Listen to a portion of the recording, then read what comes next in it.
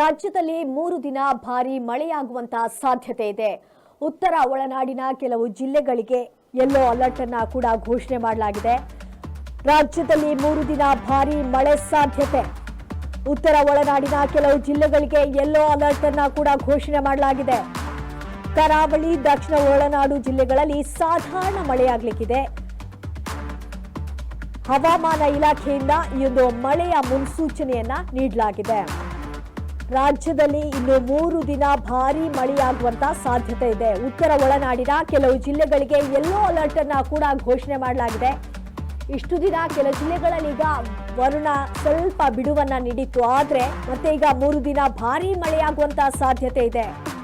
ಕರಾವಳಿ, ದಕ್ಷಿಣ ಒಳನಾಡು ಜಿಲ್ಲೆಗಳಲ್ಲಿ ಸಾಧಾರಣವಾದಂತಹ ಮಳೆ ಆಗ್ಲಿಕ್ಕಿದೆ. ಈ ಎಲ್ಲ ಮಾಹಿತಿಯನ್ನ ಹವಾಮಾನ ಇಲಾಖೆಯಿಂದ ನೀಡಲಾಗಿದೆ.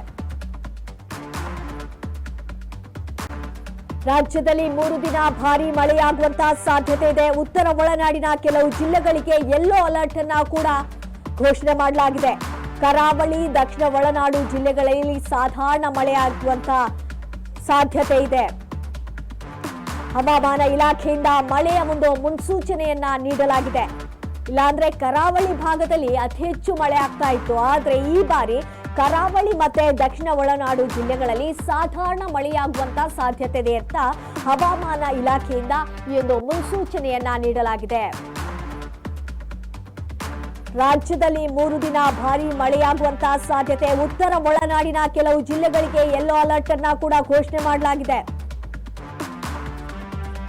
ಇನ್ನು 3 ದಿನ ಭಾರೀ ಮಳೆಯಾಗುವಂತಹ ಸಾಧ್ಯತೆ ಇದೆ. ಕೆಲವೊಂದು ಜಿಲ್ಲೆಗಳಿಗೆ ಯೆಲ್ಲೋ ಅಲರ್ಟ್ ಅನ್ನ ಕೂಡ ಘೋಷಣೆ ಮಾಡಲಾಗಿದೆ. ಅದರಲ್ಲಿ ಕರಾವಳಿಯಲ್ಲಿ ಇಲ್ಲ ಅಂದ್ರೆ ಪ್ರತಿ ಬಾರಿ ಕೂಡ ಸಾಕಷ್ಟು ಅಂದ್ರೆ ಜಾಸ್ತಿ ಮಳೆ ಆಗ್ತಾ ಇತ್ತು. ಆದ್ರೆ ಈ ಬಾರಿ ಕರಾವಳಿ ಮತ್ತೆ ದಕ್ಷಿಣ ಒಳನಾಡು ಜಿಲ್ಲೆಗಳಲ್ಲಿ ಸಾಧಾರಣ ಮಳೆಯಾಗುವಂತ ಸಾಧ್ಯತೆ ಇದೆ ಅಂತ ಹವಾಮಾನ ಇಲಾಖೆಯಿಂದ ಈ ಮುನ್ಸೂಚನೆಯನ್ನ ನೀಡಲಾಗಿದೆ.